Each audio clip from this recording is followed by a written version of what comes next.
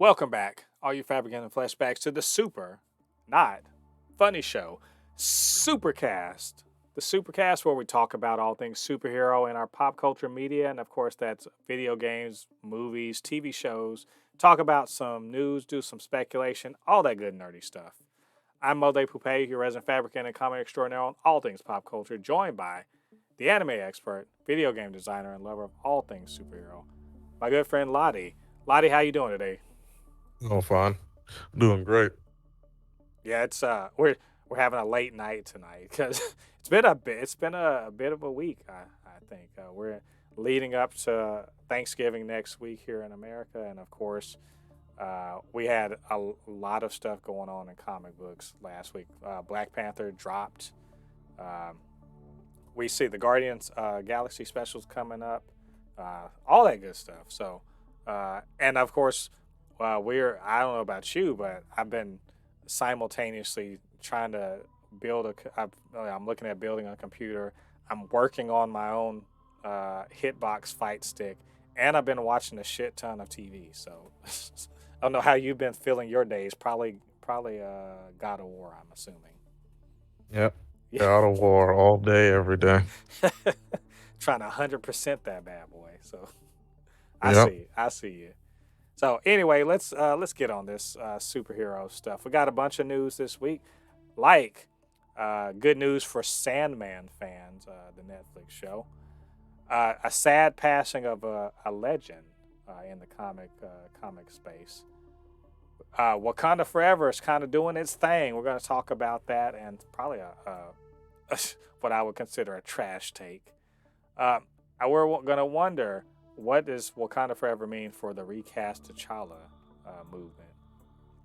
There's this badass Spider-Man fan trailer that came out, and we're going to talk about that. Speaking of Spider-Man, is what's going on with Disney animation or Marvel animation, and what does it mean for Spider-Man freshman year?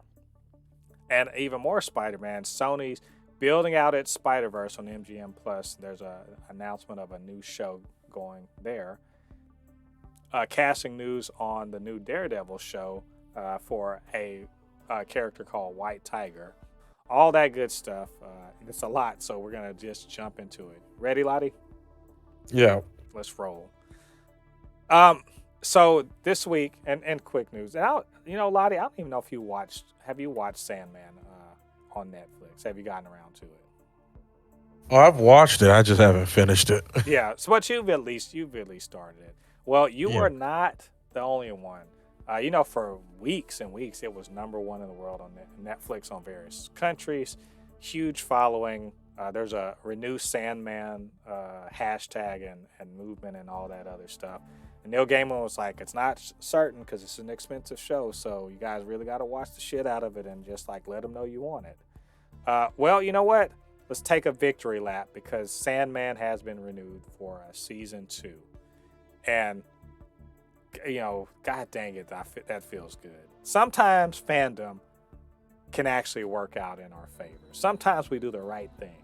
Sometimes we make it happen. And Lottie, we did it. So I know, like I said, I know you haven't finished Sandman, but this happened. Does this excite you? Does this move your needle?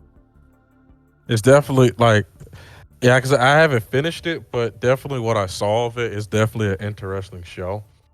And I definitely want to see what more can happen. Like I said, I kind of can't speculate 'cause like I said, I never finished the show. But like a lot of the characters, like especially like Lucifer, Death, and Desire kind of really it kind of intrigued me when I saw them on screen. You know what I mean? I kind of felt like this show was not going to be a one and done like notoriously Netflix usually has. So Hmm. yeah, it's good that it's getting the second season. Yeah, I mean, Hit monkey. well, I will say this: you can tell it's expensive to do. Like it's even like there's just too much CG. And they have top flight talent and everything, and they do locations and all that. So yeah, it clearly is expensive, but damn it, they did it right. Like I've read the comics at least for that first season that was based on. And Neil Gaiman, he's very closely associated with. I mean, he's deep into all of the aspects of the show, and it shows. And I'm just happy that, like I said, we got OW. That's all it is. It's a huge win for fans, especially fans of the comic, but fans of fantasy and comic book stuff in general. So let's be happy, and hopefully, maybe not next year because they just got renewed. So I doubt that they're ready to shoot. But hopefully they'll shoot early, in the first quarter next year, and maybe we can get it in tail end of next year or early in 2024. We'll see. We'll let you guys know more when we hear more information. I do want to, let's take a moment to kind of talk about the passing of a legend. There's the comics industry has been sort of getting like dumped on left and right. I mean, this isn't the person we're going to talk about, but this last week, I think it was early in this week or late last week, Carlos Pacheco passed away. If you read comics, you've seen his stuff. If you read comics in the last 20 years, you've seen his stuff. Great artist and apparently a good guy all around. So, but he's one of many people in the comics industry who sort of it's kind of passed away. But we want to talk about a true legend, the voice of Batman, the Batman I grew up on. Well, the second Batman I grew up on, but the one I spent the most time with as a kid. The legendary Kevin Conroy, many of whom is the Batman for them. He's the best Batman to them. And if you say that, I won't argue with you. He's not my favorite Batman, but I will say I won't argue with you if he is yours. Did Batman in all sorts of iterations. He actually was literally a live action Batman at one point in the CW universe. But he voiced in Batman animated series, Justice League, all sorts of Batman, and it was also I apparently was an out gay man, and had difficulty in his career because of that. But everyone loves him, so I'm not going to speak too much more. I'm just saying he will be missed, and I greatly enjoyed his performances over the years. Ladi, what do you think about, or what do you have to say about the passing of Kevin Conroy? I am vengeance. I am the knight. I am Batman. That is Batman for me. That is, when I think of Batman, his voice is what I think of. Man, and it's just, I remember I'm when I first heard the news, I just got to the store and I sat down, and then something just, I was just scrolling through my feed and I saw Kevin Conroy dead. I said, no, hey, wait, hold up, no.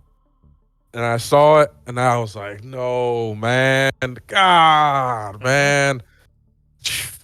There are few voices in the industry that are just so synonymous with a character. Kevin Conroy, the man who does Optimus Prime, his name is escaping me. Those guys. I was gonna say Phil Lamar for various things, but he was Lex Luthor among others. Mark Hamill for Joker. Mark Hamill Joker. There's like characters that like you've heard them voiced by other people, and immediately you're like, not as good. And it's not because it's no shot to the other person. It's just the person, they are synonymous with the voice. So when you hear them passing, because unfortunately, we all have to go eventually in our lives. Whenever the voice actor of Optimus Prime, Megatron, Mark Hamill, all them, when they pass, it's going to suck, man, because it's who they are. You just you envision them as that person. You know what I mean? And it's just, this guy, this is my childhood, man. I grew up with the Batman animated series. I can't tell you how many times I watched those episodes back to back. And he was not just Batman for that. The man was Batman for a better part of like over 20 years. Oh, 30 years. 30 years. Yeah, 30 years. What am I talking about? I forgot. I'm 29. What am I talking about? Yeah, so a better part of like almost 30 years. This man is, man, may your soul rest in peace, man. Yeah, a legend. As the kids say, he was a goat. And I absolutely agree with that. And I'm sure if you want to, you can find all sorts of tributes to him online. Go check those out. It'll be worth your time. So rest in peace, Kevin Conroy. Let's moving on to let's talk about Wakanda Forever. A couple things here. Wakanda Forever crosses 400 billion. 400 billion. I wish $400 million. In its first, not even. Let's see. It's been out. Let's see. It's been out a week now. 7 days. Crosses 400 million worldwide. And it's is it gonna make a billion? Who knows? Like, there's a decent chance that it won't. It's not gonna be playing in China, so there's that. But 400 million is pretty damn good for 7 days. And its cinema score is really high. I think it's 90, 93 or something like that. I think the Rotten Tomato score, the critic score is 85 or 86%, something like that. So generally speaking, looks like a good movie. But don't tell the fandom menace that the usual suspects, the usual incels over there, losing their mind because this movie only has a few white people in it. It's called Black Panther, but go figure, they're not happy about that. They're saying it's a flop. Like, literally, if you want to annoy the shit out of yourself, just go search YouTube and say Black Wakanda Forever flop. I guarantee you'll get all of the same channels with all the same stupid ass thumbnail. Like, Ladi, is there like a thumbnail generator for the Fandom Menace? Because am I wrong? All their thumbnails look exactly the fucking same. Like they probably share it to some of them got those big stupid eyes, and like it's like they're badly like cut and pasted, and it's ridiculous. Anyway, the point I'm making is trash take of the week, not Wakanda Forever crossing 400 million. That's a huge dub. Nope, Fandom Menace being the Fandom Menace, trash take, calling it a flop. Ladi, is $400 million for Wakanda Forever in 7 days, is that a flop?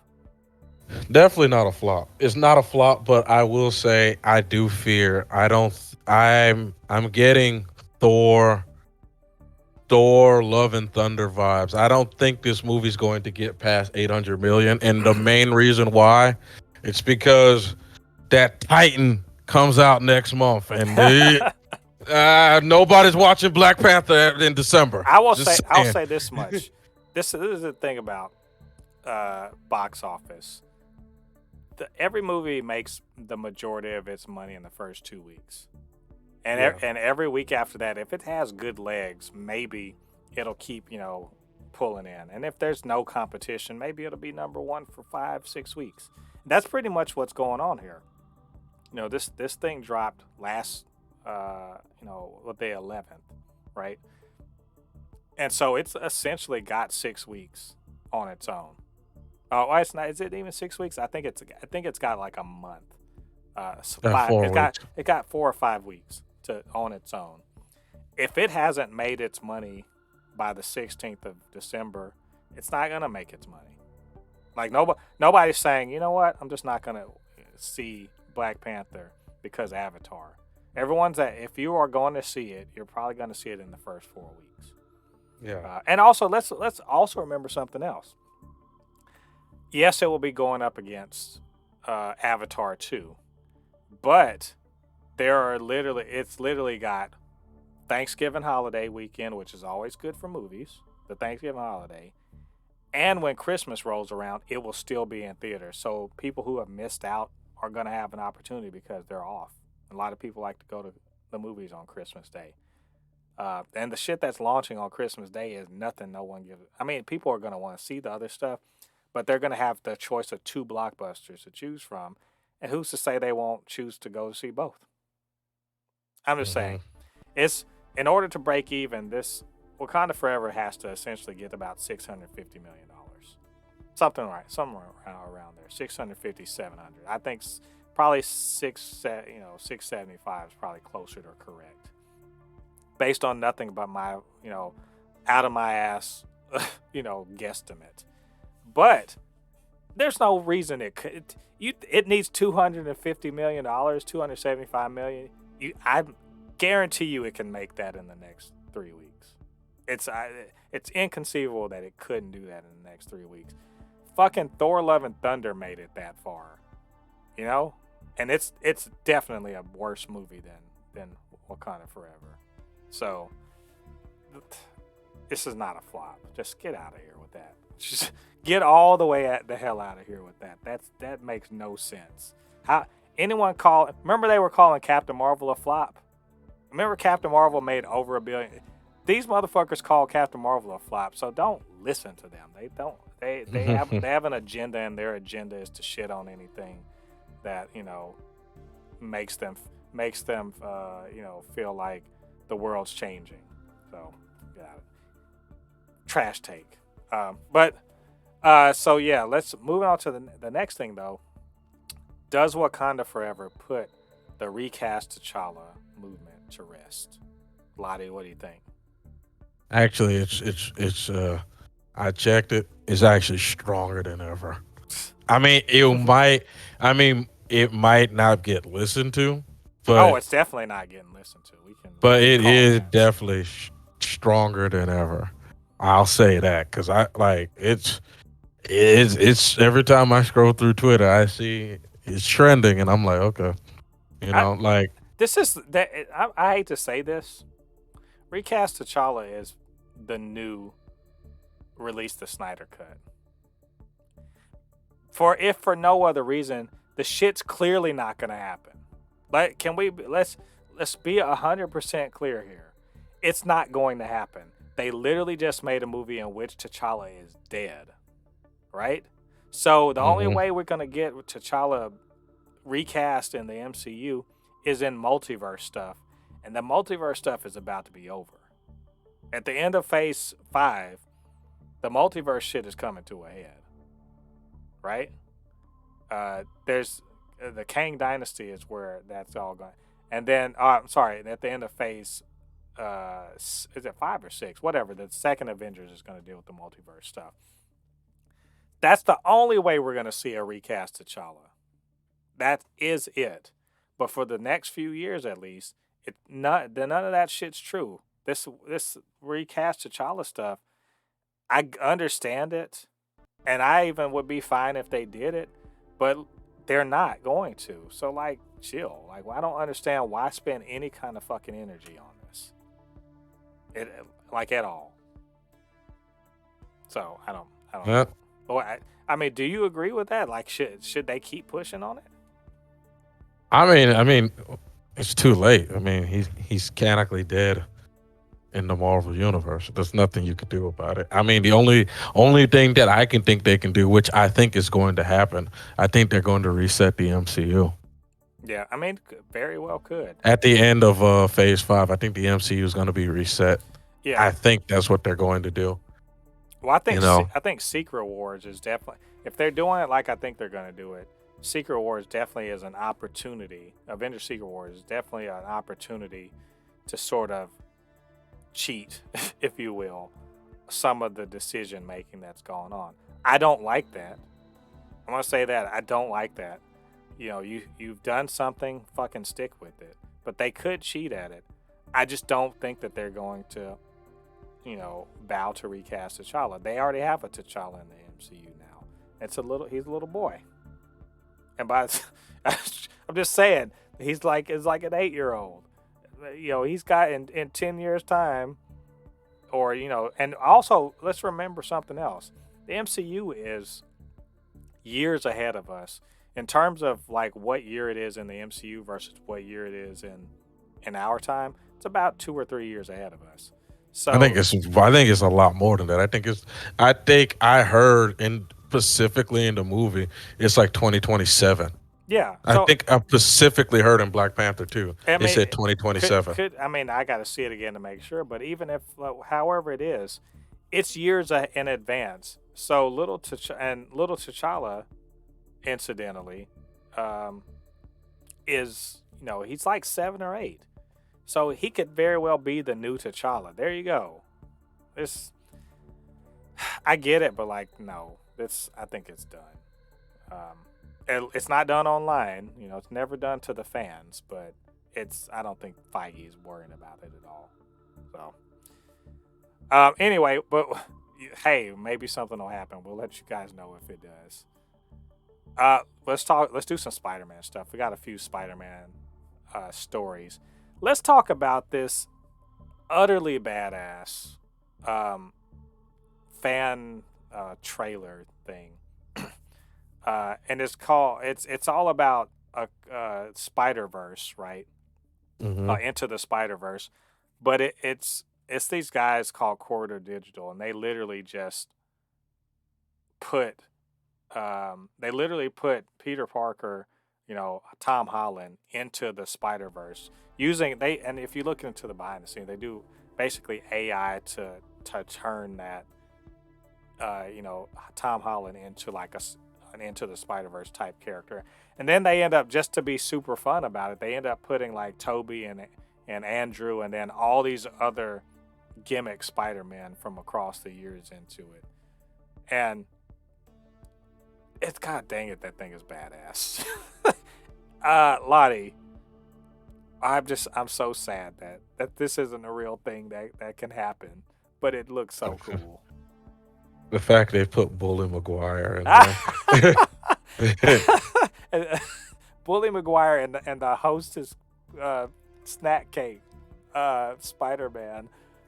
And And did they do like the animated Spider Man yeah, like the '90s animated Spider-Man came in there. I was just like, okay, now you just they they did put the PS4 Spider MTV, Man? Yeah. get PS4. They put the MTV Spider-Man. I'm just like, all right, you just everyone gets in. Yeah. It was look for a fan, one of the best fan things I've ever seen. There's no story. It's just, hey, what if we just got them all together? And I'm like, okay, well, why not? It was a nice 2 minutes of just being like, that's cool, you know. I showed it to Jennifer. She was like, yeah, that was really cool, and I was like, thanks. Yeah, I know, right? Uh, I had nothing else to say about this except that was awesome, and I'm so glad that this again. Sometimes fandom is awesome. This is why I can't quit fandom. Comic book fandom, nerd fandom, because sometimes it is just cool. Sometimes it rewards us for just being fans of these things, and it erases all that fandom image bullshit because these guys are just like, let's just do something fun, and it was a gift as far as I'm concerned. Lottie, just Yeah. just cool. So anyway, you guys go check that out. It's a pretty cool thing. Quarter Digital, those guys did a great job. Um, but speaking of animated Spider-Man, oh, saw this and I was like, thankfully it was a rumor from a Disney insider that something's going on. I don't know if you've been hearing about what's going on. It's not just Warner Brothers that's laying people off. There's a bit of contraction, I suppose, in the industry right now, and Disney is they're tightening their belts and there's layoffs are coming. And Marvel's not going to be shielded from it. And there's talk that the layoffs are coming maybe from the animation division, which, god dang it, why? Well, I mean, I know why because it doesn't make as much money, but man, I mean, they're just now starting to do cool animated stuff. Why this? So there's a rumor that the Spider-Man freshman year could be canceled, and that the second year, sophomore year, could be canceled also. Lottie, what the hell? That's all I'm gonna say. What the? Why Hmm. can't we have good things? I mean, just I mean, this is one of the things why I try to tell people about how good it was to get Invincible because you're it's hard to get good animated TV shows nowadays. Like even with we all know David Zaslav was cutting everything. Even with like how good um Primal was doing, there were still talks of him canceling, not having the third season of Primal. But thankfully, it did so well that it's going to get a third season. It's just animation, man. Animation almost has to do double the the things of live action, and I don't know why, because animation is not as expensive as getting actors and everybody to do it. Like you could make a really good animated show. I mean, Japan's whole entertainment industry is based off of animated characters. You know what I mean? And it's just I don't know why in America it's like pulling teeth. It's like the first thing, instead of cutting $50 million away from Black Panther, Wakanda Forever, or from another Marvel movie, oh, let's cut animation. Yeah. Well, I mean, it's because Eh, the return on investment's better for live action. It's just true. In America, there's and in other parts of the world, but in America in particular, there's prejudice against animation. There just is, and people who will run out to see live action Spider-Man won't run out to see animated Spider-Man, even if it's a better movie. Like I would argue that Spider-Man Into the Spider-Verse is better than Spider-Man Far From Home, right? The yeah, second but I have a Spider-Man. question. But did it Far From Home? I mean, didn't Into the Spider Verse do like one of the best animated movies of It all time? it I think it's total growth, and I'll have to look it up. But I think it was 320 something million box office, maybe. And that's and it took them years, to make the movie in the first place, and it wasn't Yeah, cheap. They got that, how many hundreds of people, uh, actually worked on it. That's so it's I mean it's a the proposition for that it's tenuous because it's got to really make its money. Let's see, what was it? Its total was 384 million worldwide, which is a by the way, which is a win, right? I'm not sure what its budget was $90,000, so it did the thing of making three times its budget. That's important. If you make three times your budget and anything over that, you definitely profitable. So there's a reason why they made another one. But animation is not a guaranteed win, and especially if you're making it for Disney Plus, there's no return on investment for that because you yeah, all you're trying to do is maintain subscribers. You're probably not going to grow subscribers with it. So I get it, why they might do that, target animation. But still, I mean, come on, like this was such a great idea, and I think that there's an unfortunate, you know, bit of calculus being done here, which is, this is labor intensive, it's time intensive, it requires, X amount of money. Whereas we could invest, a quarter of what we invest in that show to do some, live action Disney Channel esque thing, or, make some kind of reality show or something like that. And that's just the unfortunate truth about TV is that if it's cheaper to make and still gets the same amount of eyeballs, they'll make the cheaper thing. Um, this is a rumor though. This isn't like set in stone or anything. It's a rumor, so it very well could just be someone with some information. But they say that they're reliable, so I guess we're gonna have to see and cross our fingers. And hopefully they're far enough along, like with your favorite and my favorite too. I'm not gonna lie, Hit Monkey, where they basically may as well put it out, and I'm hoping that that's true. So we'll see. I'll let you guys know if we find out more information about that. Final bit of Spider-Man news for today. So Sony's got the Spider-Man license. They're kind of married to the MCU right now for Tom Holland, but not for every spider person. See also Venom and Morbius, and Spider. I think Madam Web, which is being actually filmed probably as we speak. And of course, there's a Spider Woman movie that may or may not get made. Who knows? So they're definitely looking to exploit the Spider-Man license that they have over at Sony. So to that end, MGM Plus, which used to be called Epix, which is a streaming service almost nobody I know has, um, is going to be the home for the Silk, uh, Fuck Society Sony. TV show. The fuck. The fuck Sony. I love that you're just like, oh fuck these guys. It's Sony, come. well. If you're not, Let me finish. Hold on, let me finish. But also, it will eventually be coming to Amazon Prime Video. oh, thank God. But Epix, I don't know if it's going to be on Prime Video in America, but some people are going to get it on Prime. So apparently, Amazon Studios is sort of involved with this too. I don't know if you're aware of who the character is, but essentially, it's basically a.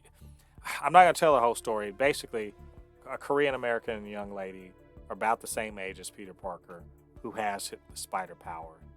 Oh, I know Silk. Yeah. Well, I mean, for the people that don't know it, but Oh.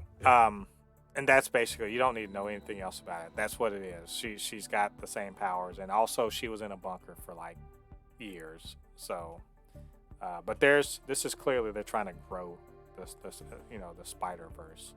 So I kind of have an idea about your feelings about it, but is this something you want to see? Well, I mean, is this a character you want to see? And also, what do you think about them doing actual Spider-Man TV stuff? I mean, here's the thing. Sony, I know for a fact, wants to get into the TV movie industry when it comes to not only like Spider-Man, but their video game stuff. They seriously want to get into it. Here's my thing with Sony.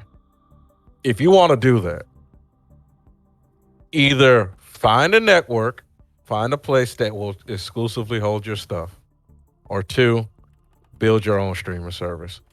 Do not. I ain't gonna do that second one. I'm just saying, do not. For the love of God, Sony, do not do all this highest bidder shit. Because all that's going to do is going to make it hard to watch your stuff. Mm-hmm. Because I'm not getting MGM Plus. I'm not. I'm sorry. I love Spider-Man. I'm not getting it. I'm not getting it for one show. Mm-hmm. So Sony Sony's a great company. They make great content.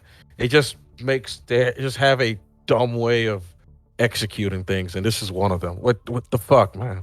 It's like, come on, man.